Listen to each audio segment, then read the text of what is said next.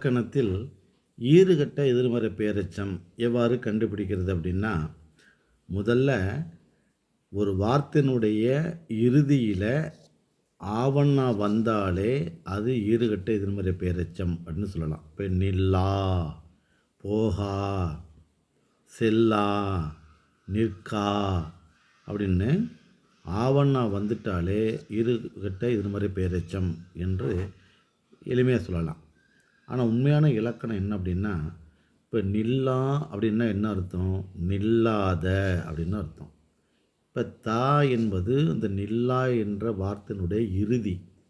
இறுதிக்கு இலக்கணத்தில் என்ன பேர்? ஈறு அப்படின்னு பேர். அந்த ஈறு இந்த நில்லா என்ற வார்த்தையில் இருக்குதா? தா என்ற ஈறு நில்லா என்ற வார்த்தையில் இல்லாததுனால ஈறு கெட்ட.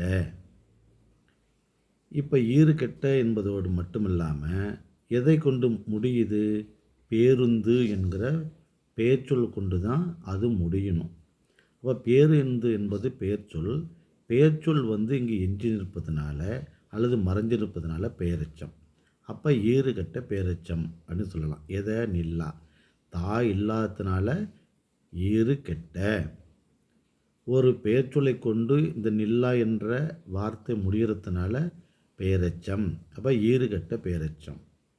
நிற்கும் அப்படின்னா நேர்மறை, நில்லா அப்படின்னா எதிர்மறை. அப்போது தா என்ற ஈறுகெட்ட பெயர்ச்சொல் கொண்டு முடிவதனால பெயரெச்சம். அப்போ ஈறுகெட்ட பெயரெச்சம். நின்றது, போகியது, சென்றது என்றால் நேர்மறை. அதே நில்லா, போகா என்றால் எதிர்மறை. எனவே நில்லா என்பது எதிர்மறை. தா என்ற ஈறு கெட்டு விட்டது. பேருந்து என்கிற பெயர்ச்சொல் கொண்டு முடிகிறது. பேருந்து என்கிற பெயர்ச்சொல் மட்டுமல்ல, ஏதோ ஒரு பெயர்ச்சொல் கொண்டு முடிகிறது. எனவே ஈறு கெட்ட, அதாவது ஈரில் இருக்கக்கூடிய இறுதியில் இருக்கக்கூடிய தா கெட்டு போய் ஒரு பெயர்ச்சொல் கொண்டு முடிந்து அது எதிர்மறையான பொருளை தருவதனால ஈறுகெட்ட எதிர்மறை பெயரெச்சம் அப்படின்னு அது இலக்கணம் சொல்கிறோம்.